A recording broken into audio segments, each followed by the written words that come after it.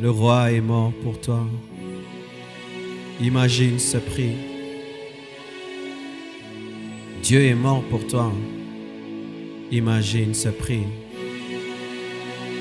3 jours dans le tombeau. Imagine ce prix. Coupé du Père à cause de toi. Imagine ce prix. La parole s'est faite chair parce que Dieu t'a aimé. Imagine ce prix. Il est devenu homme pour toi. Imagine ce prix. Imaginez le prix. Imaginez le prix payé ce jour-là à la croix.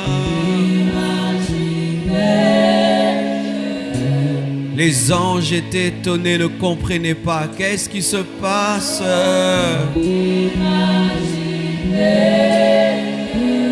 La terre a tremblé. Qu'est-ce qui se passe? Les rochers se sont fendus. Qu'est-ce qui se passe? Oh. Le soleil s'est caché. Le soleil s'est caché pour ne pas voir.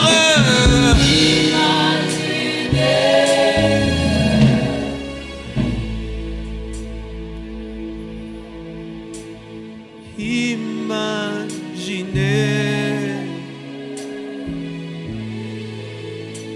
Et ce jour-là, à la croix,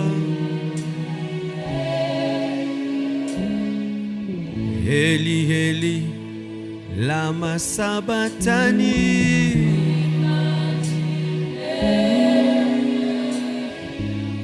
Père, Père, pourquoi m'as-tu abandonné?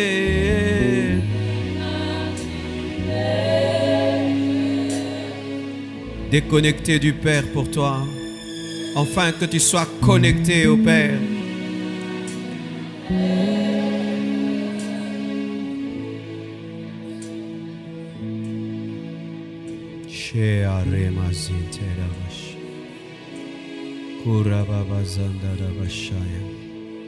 Je te promets de t'aimer toute ma vie, de te servir de tout mon cœur, quel que soit le prix.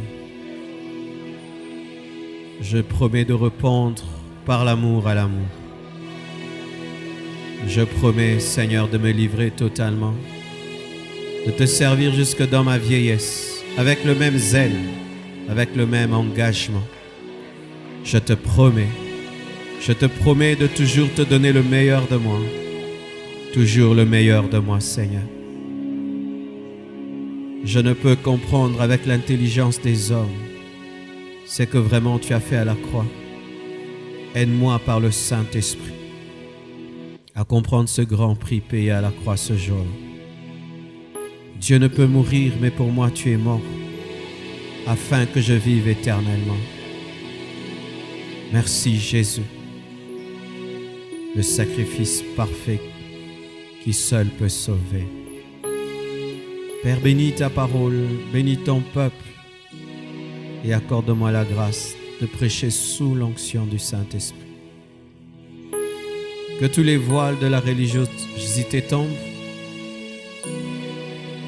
et que nous puissions te voir comme tu nous vois.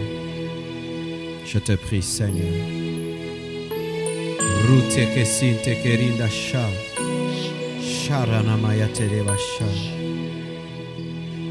Jésus est, Jésus est, Jésus est fidèle, Jésus est, il est.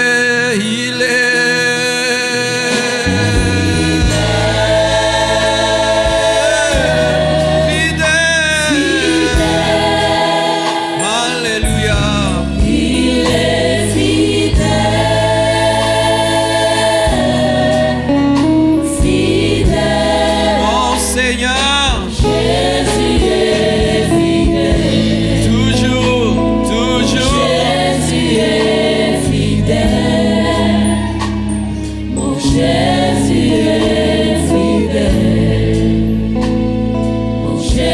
Jésus est fidèle. Je ne peux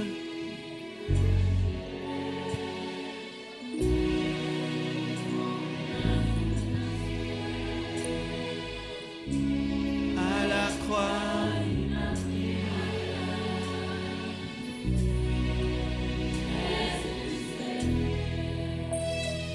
Je ne peux combien à la croix.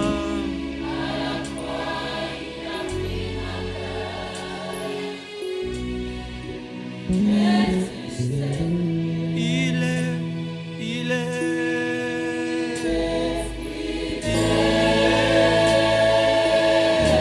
Oh, oh,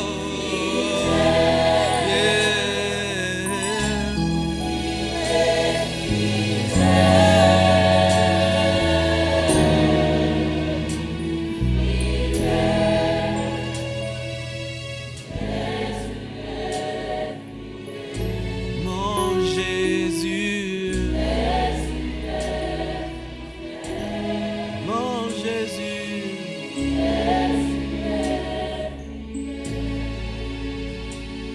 mon Jésus est fidèle.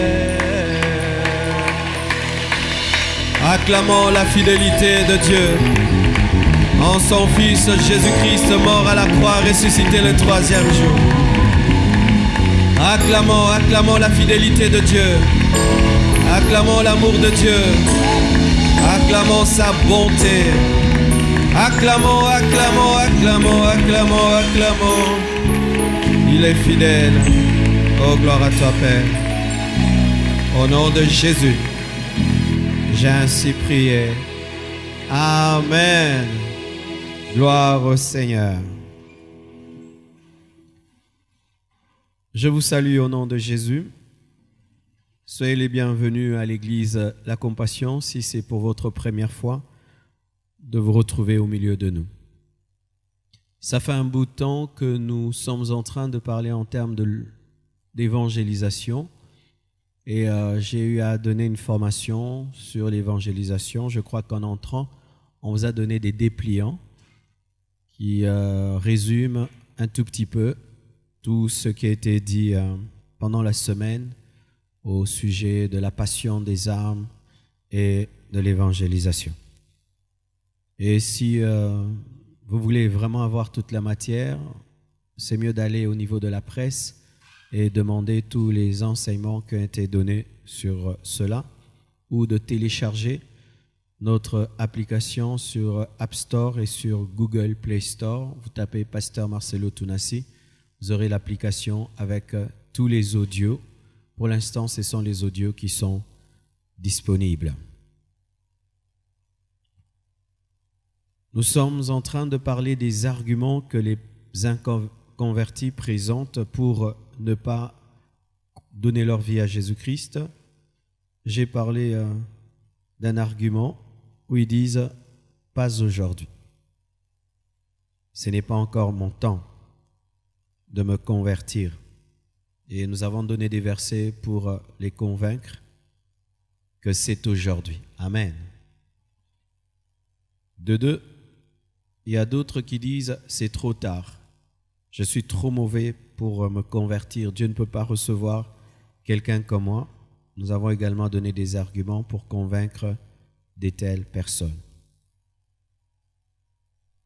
Et ce matin, nous allons parler d'un argument que les inconvertis présentent pour ne pas croire.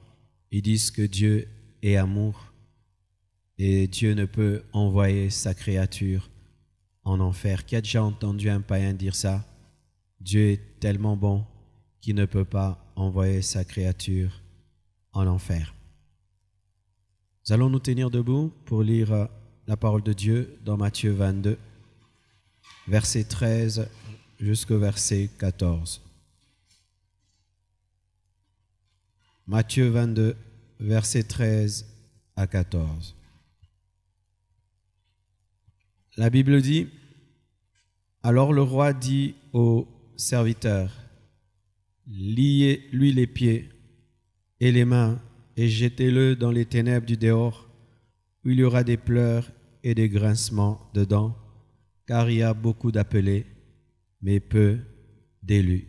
Que Dieu bénisse sa parole. Asseyez-vous, s'il vous plaît.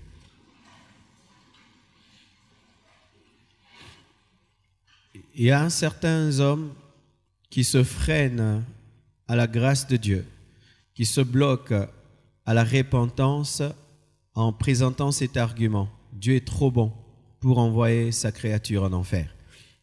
Il y a même des fausses doctrines qui ont pignon sur rue et qui enseignent cela. Ils ont même des docteurs, des grands théologiens qui peuvent défendre, sur base même des versets bibliques, tirés de leur contexte, que Dieu est tellement bon qu'il ne peut envoyer sa créature en enfer.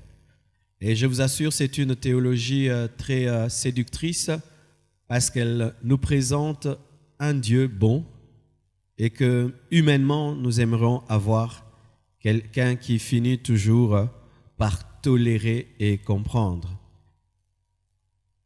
Ces personnes pensent que Dieu est comme leur grand-père qui finit toujours par fermer les yeux sur leurs défauts.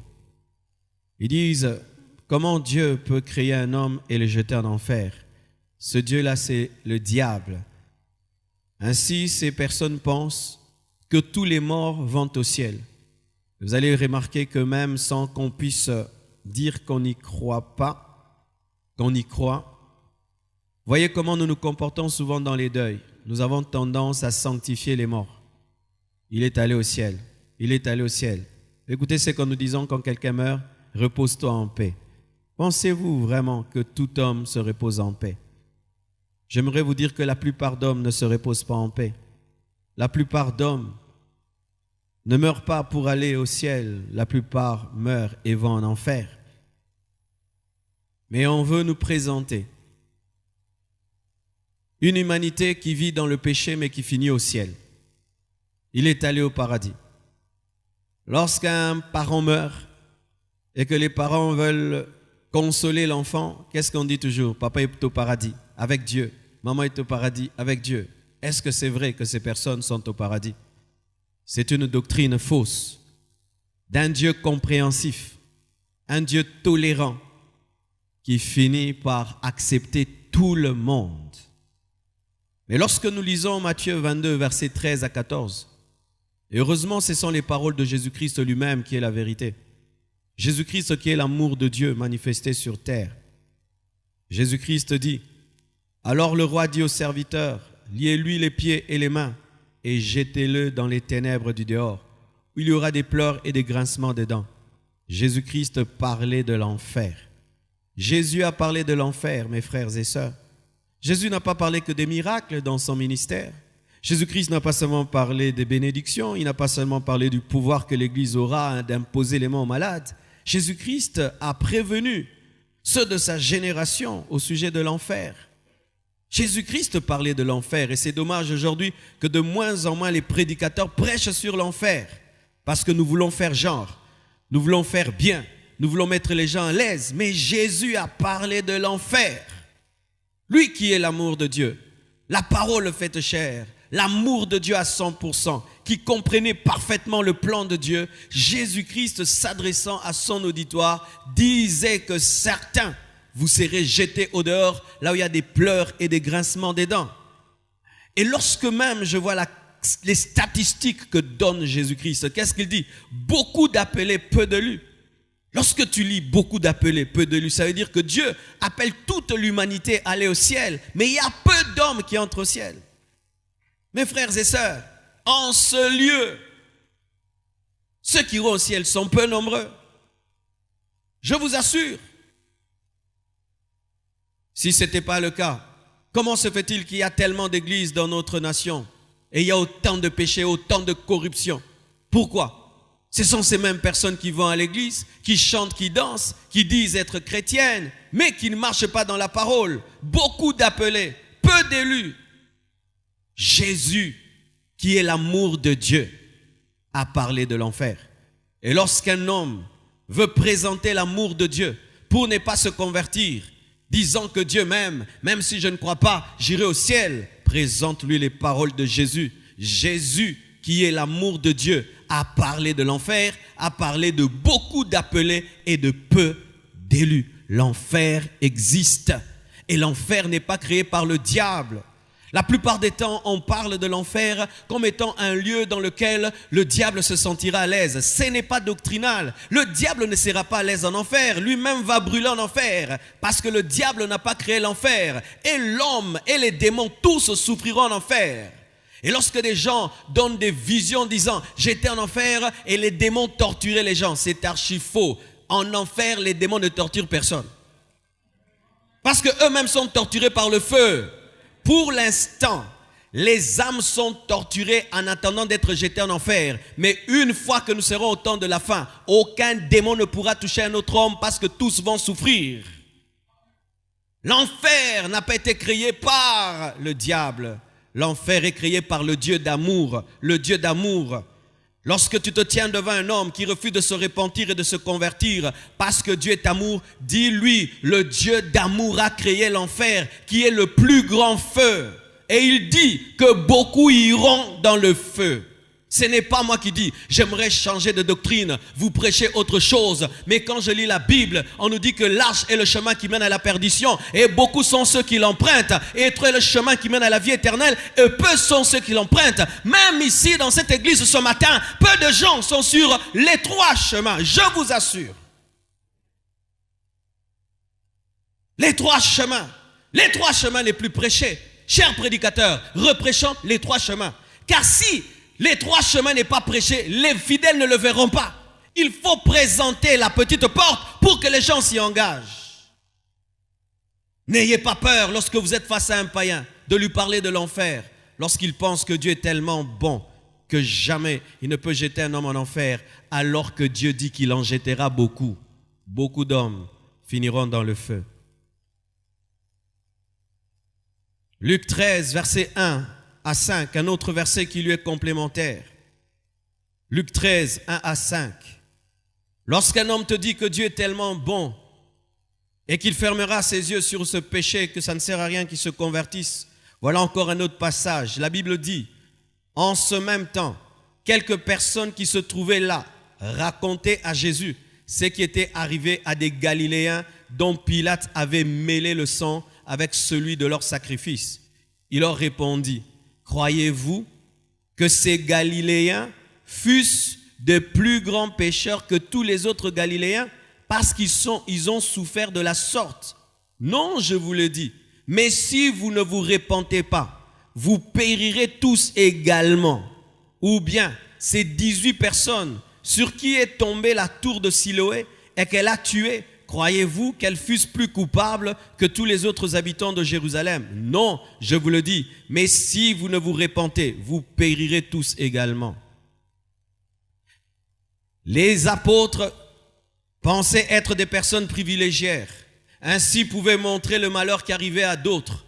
Ces personnes qui ont été tuées et dont le sang a été mélangé avec leur sacrifice, et d'autres qui ont connu un accident, toute une tour qui est tombée sur eux.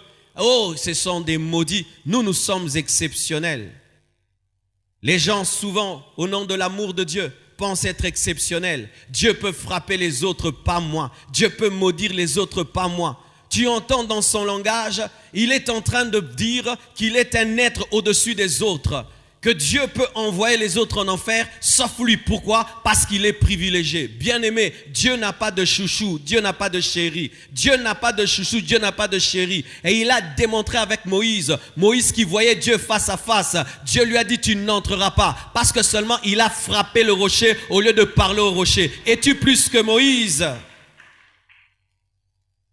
Des gens qui ne croient pas en Dieu, mais qui peut te présenter la grâce de Dieu dans le péché. Convertis-toi. Mais moi, malgré que je pêche, mais Dieu me bénit. Malgré que je pêche, tout va bien pour moi. Tout va bien pour toi parce que le diable t'a mis dans une prison dorée en attendant de te jeter en enfer. Oui, bien-aimés frères et sœurs, le bonheur qu'on est dans le péché, c'est un leurre. Je dis le bonheur qu'on est dans le péché, c'est un leurre. Malgré que je ne crains pas Dieu, je réussis, j'ai l'argent, tout va bien pour moi. Ce n'est pas parce que tout va bien spirituellement. Jésus-Christ a dit à ces hommes qui étaient vivants qu'ils étaient morts, ce n'est pas parce que l'autre est mort, tué par une tour, que toi tu es vivant. Si tu ne te répands pas, tu es aussi mort que lui. Oh, ceux qui sont morts dans un crash sont des malheureux. Non, si toi aussi tu ne te répands pas, tu es malheureux. Jésus a dit, si vous ne vous repentez pas, vous périrez tous. Pas quelques-uns, tous. Dites tous. Dieu ne souffre jamais de solitude. Si le monde entier va en enfer, Dieu restera Dieu. Car il était Dieu avant de nous créer.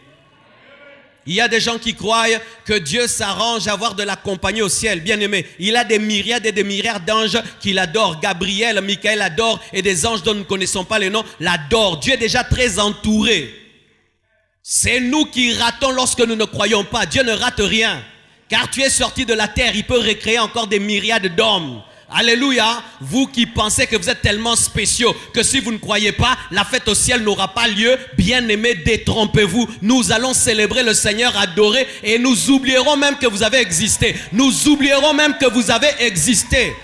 Car des fois, l'homme se donne trop d'importance devant Dieu, comme si sans lui, rien ne se fera. Non, il est capable même de prendre des pierres et d'en faire des adorateurs. Vous périrez tous, tous, tous, si vous ne vous repentez pas. Et j'aimerais vous dire, si vous ne vous repentez, vous périrez tous. Tous ici, tous, vous périrez. C'était ça la prédication de Jésus. Vous tous qui êtes ici ce matin, si vous ne vous repentez pas, vous périrez tous. Tous, vous périrez. Est-ce que tu peux le comprendre ainsi? Les personnes privilégiées disent toujours, non, je ne suis pas dedans. Moi, Dieu m'aime spécialement. J'ai une alliance particulière. C'est un orgueil spirituel que tu as.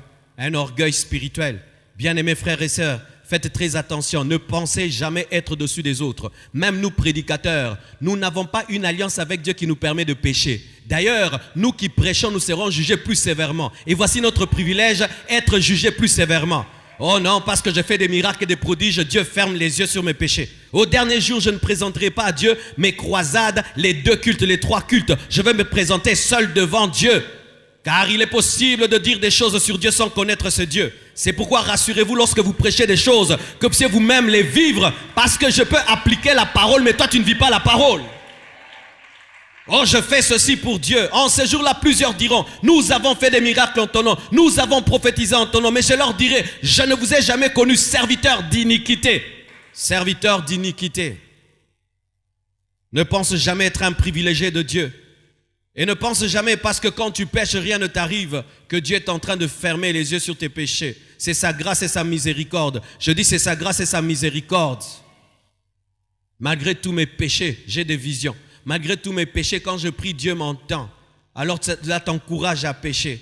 Il dit tous, tous, ce n'est pas parce qu'eux sont morts et que vous êtes vivants que vous pouvez vivre sans vous repentir. Repentez-vous tous, sinon vous périrez tous. Et encore, un autre verset. 2 Pierre 2, verset 4. La Bible dit ceci. Car si Dieu n'a pas épargné les anges qui ont péché, mais s'il les a précipités dans les abîmes des ténèbres et les réserve pour le jugement, je continuerai plus tard. Mais déjà ce passage, ce verset révèle ceci. Si Dieu n'a pas épargné les anges, Lucifer, les démons, lorsqu'ils se sont rebellés, qu'est-ce qu'il fera de nous? Bien-aimés frères et sœurs, vous voyez les démons que nous chassons ont été créés par Dieu avec amour. Dieu n'a pas créé le diable sans amour. Il l'a créé en l'aimant. Lisez la parole de Dieu. Dans Ézéchiel, vous allez voir comment Dieu a créé Lucifer, parfait en beauté parce qu'il aimait, parfait en sagesse, en intelligence parce qu'il aimait. Le jour où Lucifer a été créé, la Bible nous dit que les tambourins, les flûtes ont été créés également. La musique a été créée pour Lucifer parce que Dieu l'aimait. Il était couvert des pierres précieuses parce que Dieu l'aimait. Et Dieu lui a donné l'un des plus grands ministères au ciel, l'adoration parce que Dieu l'aimait. Mais cet ange que Dieu aimait, le jour où il s'est rebellé, Dieu l'a précipité et il en a fait son ennemi. Chaque fois que vous chassez les démons et qu'ils vont à gauche et à droite, va dans le lieu aride, les démons crient et tout le reste. Rappelez-vous que c'était aussi des créatures de Dieu. Et toi aussi, tu es une créature de Dieu. Et Dieu peut te frapper et te châtier comme il a châtié le diable. C'est pourquoi Pierre a parlé. Écoutez ceci. La plupart des temps, nous pensons que Dieu, lorsqu'il créait le diable et les démons, il les aimait pas. Bien aimé, il les aimait parce que Dieu est amour et il fait tout par amour. Mais quand ils ont péché, la Bible nous dit, Dieu les a précipités. Ils ont été déchus et la Bible nous dit qu'ils sont réservés pour le jugement, pour l'enfer. Pour l'instant, pour ceux qui ne savent pas, le diable n'est pas en enfer. Les démons ne sont pas en enfer. Ils sont déchus. Ils sont jugés, bannis, mais ils attendent le feu. Et sachez, ils peuvent pleurer, ils peuvent prier. Dieu n'exaucera jamais. Et maintenant, la Bible nous dit que si nous aussi, nous demeurons dans l'impiété, nous finirons comme eux. Ça veut dire quoi? Un homme qui va en enfer devient comme un démon parce que même s'il demande pardon, Dieu ne le pardonnera pas comme Dieu ne pardonne pas au diable. Dieu les aime. Dieu aime. Dieu a aimé Lucifer. Il a créé de tout son cœur. Mais lorsqu'il s'est rébellé, Dieu l'a châtié. Toi aussi, mon frère, ma soeur, malgré que tu es créé à l'image de Dieu, à sa ressemblance, malgré que tu as des promesses divines, malgré que Jésus-Christ est mort pour toi, si tu ne te répands pas, tu ne crois pas et tu ne te répands pas, toi aussi, tu seras châtié. L'amour de Dieu. L'amour de Dieu n'a pas commencé avec l'homme. L'amour de Dieu a commencé avec les anges. Une autre chose, 2 Pierre, verset 2. 2 Pierre 2, verset 5. 2 Pierre 2, verset 5. La Bible dit ceci. S'il n'a pas épargné l'ancien monde, mais s'il a sauvé Noé, lui, 8e, ce prédicateur de la justice, lorsqu'il fit venir le déluge sur un monde d'impies. On nous parle de la déchéance des anges, mais on nous parle aussi de la déchéance du temps de Noé. Bien-aimés frères et sœurs, le déluge n'a pas été créé par l'esprit de sirène. Le déluge n'a pas été créé par le diable. C'est Dieu qui a envoyé le déluge. Sur qui? Sur des hommes comme nous, comme toi. Des hommes créés à son image. Mais Dieu a envoyé l'eau et a rasé l'espèce humaine de la terre, ne gardant qu'une famille. Si Dieu l'a fait au temps de Noé, il le fera en notre temps. Mais cette fois-ci, il va utiliser le feu. C'est écrit dans la parole. Pourquoi Pierre dit cela? Parce que Pierre a remarqué que les hommes ont une mauvaise notion de l'amour de Dieu et il veut maintenant leur présenter une autre facette du Dieu d'amour qui est capable de punir les anges et aussi d'envoyer l'eau. Entrons en profondeur, mes frères et sœurs. Lorsque le déluge vient, n'est-ce pas qu'il y avait des familles? Dans ces familles, il y avait des adultes, il y avait des enfants. Et l'eau commence à venir. Ça veut dire qu'il y a des enfants qui sont morts atrocement. Vrai ou faux? Qui les a tués? Dieu les a tués. Dieu ne le cache pas. J'aime la sincérité de la Bible. La Bible ne nous présente pas que des côtés de Dieu que nous aimons. C'est ça l'hérésie. Présenter des côtés de Dieu que l'homme va aimer. Il faut présenter Dieu dans sa totalité de peur que tu aies une surprise. Je ne veux pas que tu aies des surprises au dernier jour. Je te présente le Dieu qui amène au ciel, mais qui envoie aussi les déluges. Je te présente le Dieu qui peut mourir à la croix, mais qui peut te jeter aussi dans le feu. C'est ça les Écritures. Et si tu ne veux pas un tel Dieu, tu n'as pas connu la parole de Dieu. Et lorsque tu vas prêcher un homme, bien-aimés frères et sœurs, présentez Dieu tel qu'il est. Aujourd'hui, nous avons un problème de qualité de conversion parce que la parole n'est pas présentée avec qualité. Nous ne voulons pas présenter toutes les facettes de Dieu. Ce qui fait que même les personnes qui viennent vers Dieu ne savent pas à quoi s'attendre et à qui s'attendre et avec qui ils marchent. Tu vois quelqu'un, on le présente Dieu, que les bons côtés de Dieu qu'il pourra aimer et qu'il pourra accepter. Non, frère. Le Dieu en qui tu as cru, c'est un feu dévorant. Pas seulement un feu pour que Dieu t'utilise, mais aussi pour te brûler. Alléluia.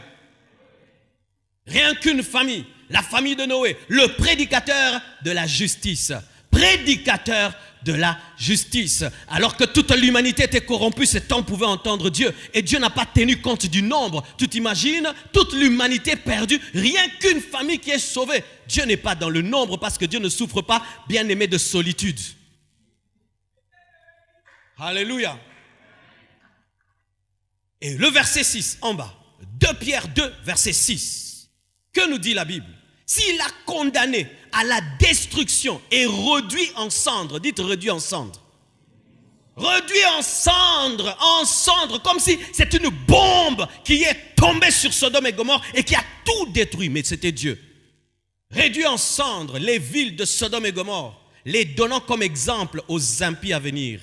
Les donnant comme exemple aux impies à venir. Dieu, dans sa préscience, savait qu'il y aurait des homosexuels en 2018 et Dieu a détruit Sodome et Gomorrhe pour dire aux homosexuels de 2018, je vous détruirai aussi. Alléluia! C'est ce qui est écrit dans la parole aux impies à venir. Aux impies à venir. Bien-aimés, jamais l'homosexualité ne deviendra normale. Jamais. On entend même ici à Funa, il y a maintenant une église des homosexuels qui disent, on vous a rejeté dans les églises, Dieu vous aime comme vous êtes. Oh! Oui, Dieu aime le païen, mais il ne laisse pas païen. Tu es homosexuel, Dieu t'aime, oui, mais il va t'amener à abandonner l'homosexualité. Mais il n'a que faire de l'adoration d'un homosexuel. Dieu n'a que faire de l'adoration d'un homosexuel. Ou venez, nous allons adorer ensemble. Nous sommes rejetés dans les églises. Venez, nous allons faire notre église des homosexuels où Dieu va recevoir notre adoration. Ça, c'est Satan. Bien-aimé, tu te tiens devant un homosexuel. Dis-lui, réponds-toi, sinon tu iras dans le feu comme Sodome et Gomorrhe. Tu n'as pas à le cajoler. Amen. Hein? Tu n'as pas à le cajoler. Même si c'est ton frère, c'est ton enfant. Dis-lui la vérité. Dis-lui la vérité. Dis-lui la vérité. Vaut mieux que je reste prêcher à Kinshasa au lieu d'avoir des visas qui me ferment la bouche. Oh, entre des visas qui me ferment la bouche et rester au Congo, je reste au Congo, je prêche la vérité, que des visas qui me ferment la bouche. Alléluia! Bien-aimés, nous sommes au temps de la fin. Si on ne parle pas ainsi, il n'y aura pas d'aurore pour le peuple et il n'y aura pas de révélation. Dieu, lorsqu'il a détruit Sodome et Gomorrhe, c'était pour servir d'exemple à tous les homosexuels du monde.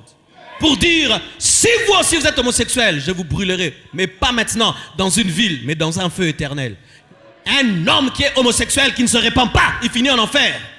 Dieu ne crée pas les homosexuels. Oh non, moi je suis né comme ça. Non. Non.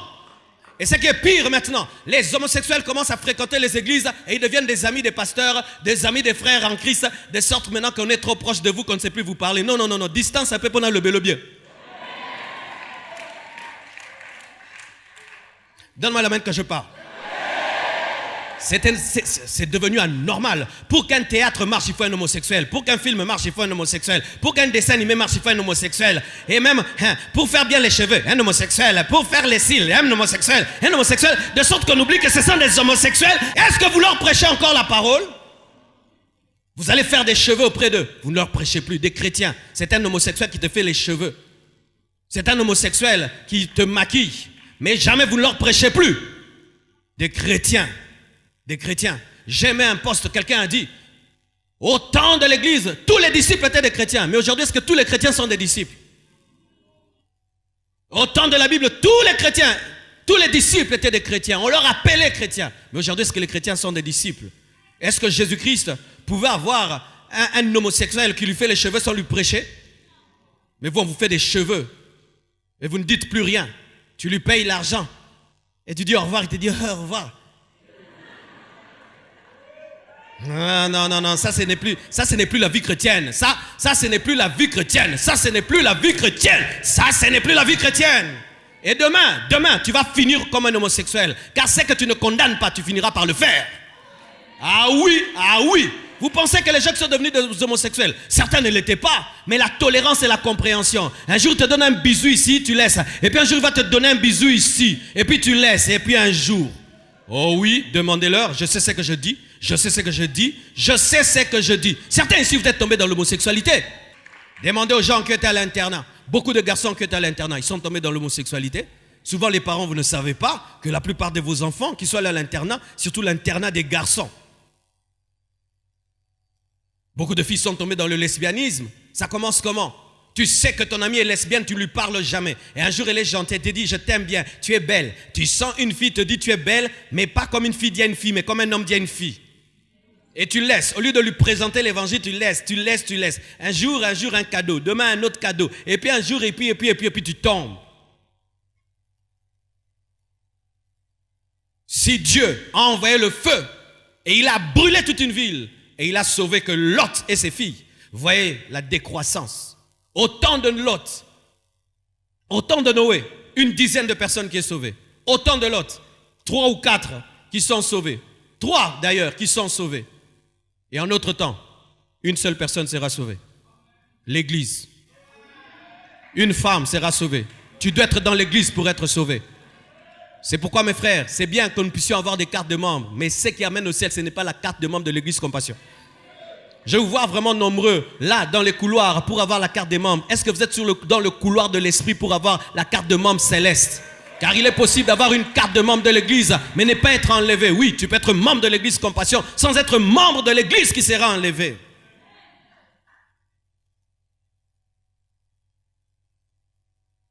Exode 12, verset 29, un autre verset qui confirme cela.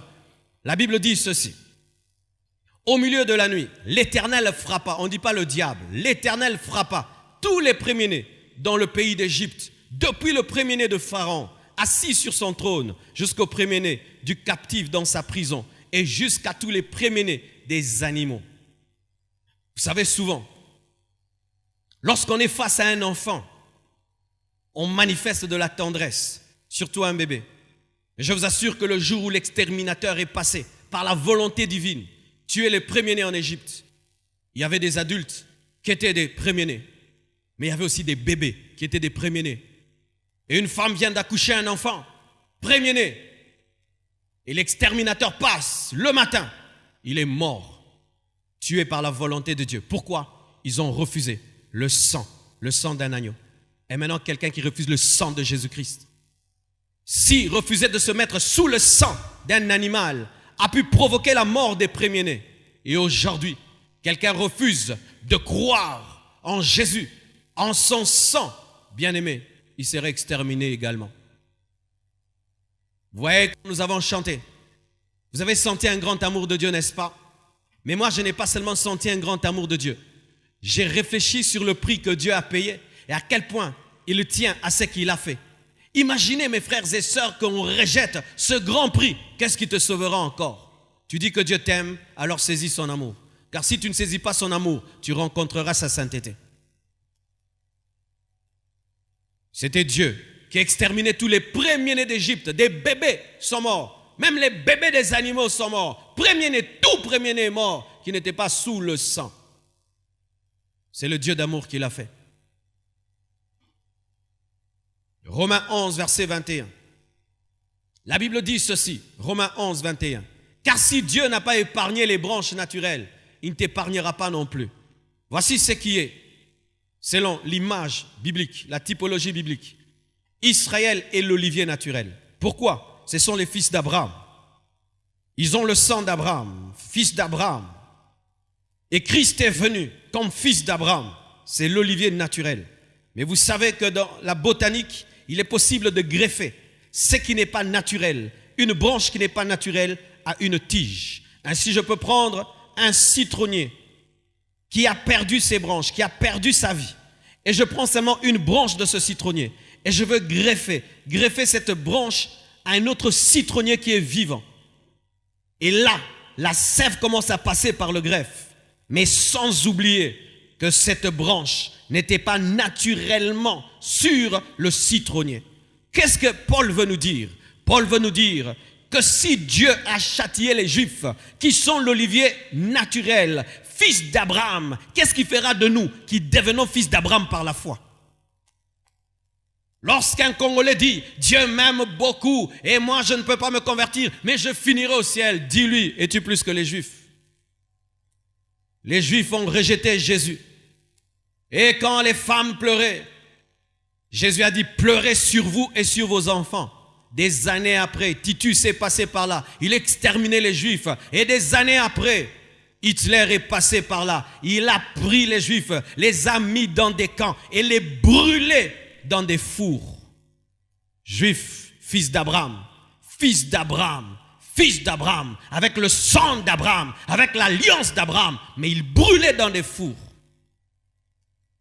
Dieu d'amour, oui, mais quand il t'offre son amour, et toi tu méprises son amour, et tu penses que tu peux vivre dans le péché, et Dieu par amour continue à cautionner le péché, tu ne connais pas Dieu.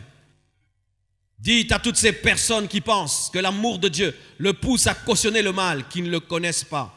Si cela est arrivé à l'olivier naturel, qu'est-ce qui nous arrivera à nous?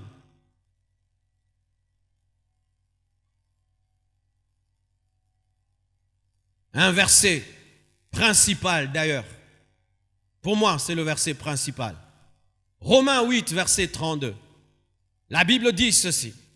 Lui qui n'a point épargné son propre fils, mais qui l'a livré pour nous tous, comment ne nous donnera-t-il pas aussi toutes choses avec lui? Nous aimons toujours la deuxième partie. Comment ne nous donnera-t-il pas toutes choses avec lui? Les maisons, amen. Les voitures, amen. Les voyages, amen. Les visas, amen. Les grossesses, amen. Les matabis ici des dieux. Si tu as Jésus, tu as le reste. Si tu as Jésus, tu as le reste. Mais nous oublions la partie A. Réalisons la partie A qui engendre la partie B. Lui qui n'a pas épargné son propre fils, mais qui l'a livré pour nous tous. Pourquoi il n'a pas épargné? Parce que Jésus a porté les péchés d'autrui.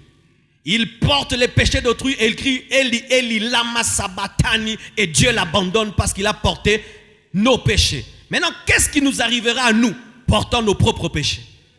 C'est ce qui veut dire Dieu, en permettant la mort de son fils, voulait nous dire c'est ce qu'il voulait nous dire. Je prends oracle, alléluia, oracle, je dis ne touche pas au fromage dans le frigo. Il touche, je lui donne vraiment un coup sur la tête. Maintenant, toi, tu es visiteur chez moi. Je te dis, essaye aussi, tu verras. Tu vas toucher, tu vas dire, s'il fait à ça à oracle, qu'est-ce qu'il me fera? C'est ce que Dieu nous dit. Quand tu vois l'œuvre de la croix, où Jésus est en sang mourant pour tes péchés, Banganzambe.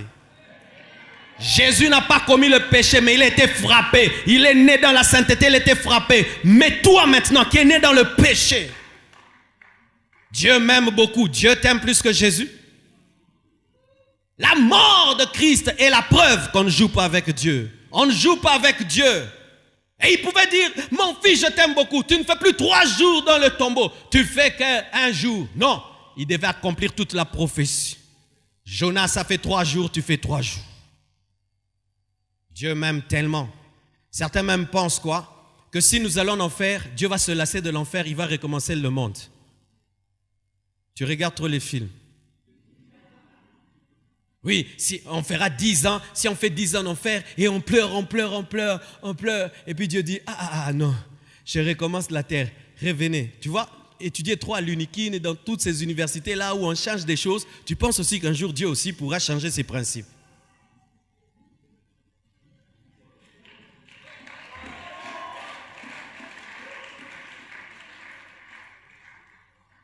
Alléluia. Romains 6, verset 1. La Bible dit ceci. Que dirons-nous donc? Demeurerons-nous dans le péché afin que la grâce abonde? Question. Loin de là. Nous qui sommes morts au péché, comment vivrions-nous encore dans le péché? Bien-aimés, la grâce engendre des morts qui ne péchent plus. La grâce est engendrée par un mort qui engendre des morts et des morts qui ne péchent plus. Lorsqu'on te présente la grâce comme étant la permission pour pécher, on ne t'a pas tout révélé. Car la grâce vient tuer l'homme, car elle est donnée par celui qui est mort. Une fois que tu as la grâce, tu meurs au péché. C'est ce que Paul veut dire. Mais aujourd'hui, on est en train de nous prêcher une grâce qui devient la permission du péché. Frère, ne vous y trompez pas. La véritable grâce t'enseigne à te sanctifier. Un homme qui a connu la grâce de Dieu se sanctifie. C'est pourquoi j'aimerais parler même à l'église. Au-delà des arguments que vous pouvez donner aux païens pour les convertir, nous qui sommes chrétiens, faisons très attention. Aujourd'hui, l'Église vit dans la permissivité au nom de la grâce. Nous demandons pardon tout le temps. Mes frères et sœurs, savez-vous que quand le réveil avait atteint son niveau le plus élevé, le temps de confession des péchés, les gens ne trouvaient pas quoi confesser et ils disaient à Dieu seulement merci d'être nés de nouveau. Mais si là on dit confession de péché, tu auras encore des choses à confesser. Les gens même confessent en avance des péchés qu'ils commettront demain. Télécharger Makila Yesu. Voici ce que j'aimerais te dire. Si tu n'es pas encore décidé d'abandonner le péché, continue à pécher jusqu'à ce que tu vas arrêter et puis tu demandes pardon. Pour l'instant, ne demande pas pardon. Pêche une fois pour toutes pour confesser une fois pour toutes. Oui. Je te donne un exemple. Une femme vit avec un mari d'autrui. Elle sait que c'est le mari d'autrui. Et tous les jours, ils couchent ensemble. Chaque fois qu'ils couchent, elle demande pardon. Non, arrête de demander pardon parce que tu vas coucher encore demain. Fais tout, finis tout. Et puis le jour que tu voudras abandonner le mari d'autrui, quand vous allez vous séparer, maintenant demande à Dieu pardon. Pourquoi vous demandez pardon alors que vous n'êtes pas décidé d'abandonner le péché? C'est parce que vous voulez vous calmer psychologiquement et religieusement, mais il n'y a aucune révélation dedans.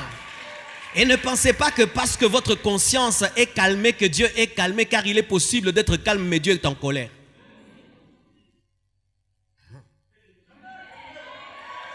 Donne-moi un amen. Quelqu'un est en Europe avec des faux documents, des faux papiers. L'âge n'est pas son âge, tout c'est pas lui, tout c'est pas lui. Chaque fois qu'il ment devant le gouvernement, il demande pardon. Bien-aimé, qu'il arrête de demander pardon. Tant qu'il a ces papiers-là, il mentira. Mais le jour qu'il va renoncer à ces faux papiers, alors qu'il demande à Dieu pardon. Frère, tu es en train de demander pardon. Pourquoi tu demandes pardon? Tu ne demandes pas pour abandonner, tu demandes pour avoir la paix. C'est ça, la grâce aujourd'hui. La grâce aujourd'hui. La grâce, les gens sont dans le péché, mais ils sont heureux. Au nom de la grâce. Ça c'est la graisse. Ah oui, ça c'est la grâce qui te fait glisser vers l'enfer. Ça, ce n'est pas la grâce de Dieu. Ça, ce n'est pas la grâce de Dieu. Ce n'est pas la grâce de Dieu. Lisons la Bible encore sur la grâce. Tite 2, verset 11 jusqu'à 15. La Bible dit ceci. Car la grâce de Dieu, source de salut pour tous les hommes, a été manifestée.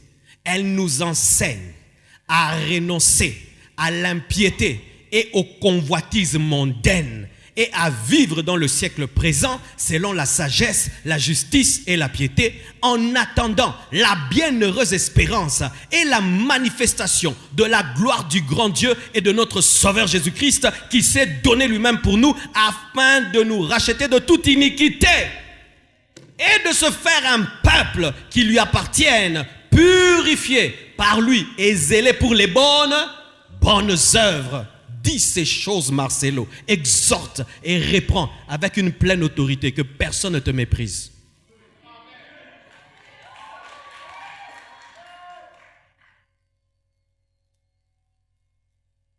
Faites attention de lire la Bible avec les lunettes des hommes. Lisez la Bible avec le Saint-Esprit. Là où il y a la grâce, il y a la sainteté. S'il y a la grâce sans la sainteté, ce n'est pas la grâce de Dieu. Ça, c'est mépriser. Mépriser ce que Dieu a fait. Mes frères et sœurs, vous qui êtes là et qui n'avez pas donné vos vies à Jésus, mais vous êtes dans une fausse compréhension de l'amour de Dieu, vous êtes vraiment en danger. Vous êtes en danger. J'aime ceci avec les électriciens. J'ai l'un des grands électriciens de Kinshasa qui travaille souvent dans ma maison. J'aime cet homme. Malgré qu'il maîtrise l'électricité, il n'est jamais l'ami de l'électricité. Il respecte l'électricité. Il a peur de l'électricité. Il prend toujours toutes les précautions. D'ailleurs, j'ai remarqué que lui respecte l'électricité plus que les amateurs. Les amateurs, ils touchent vite les fils. Mais lui, il se rassure si tout est débranché. Pourquoi? Il connaît que l'électricité peut allumer un groupe électrogène, peut te permettre d'allumer des lampes, de préparer, mais ça peut te tuer. Un homme qui a la révélation de la grâce ne joue pas avec la grâce. Il sait que plus grande est la grâce, plus grand sera le jugement. Bien-aimé, vous savez pourquoi les gens iront en enfer? Les hommes iront en enfer? Parce que Dieu nous a trop aimés.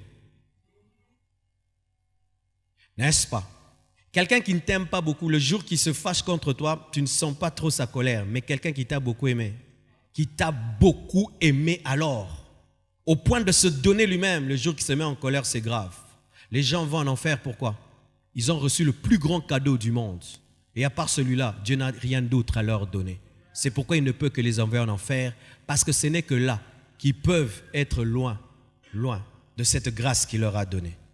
C'est pourquoi aujourd'hui, mes frères, si même vous êtes des chrétiens, vous êtes en train de jouer avec l'amour de Dieu, je vous supplie, arrêtez cela. Arrêtez cela. Même si vous ne sentez pas une grande culpabilité quand vous péchez, vous êtes en danger. Et si vous avez des amis qui vivent dans le laxisme au nom de l'amour de Dieu, prêchez-leur cette parole avec autorité. Que Dieu vous bénisse abondamment.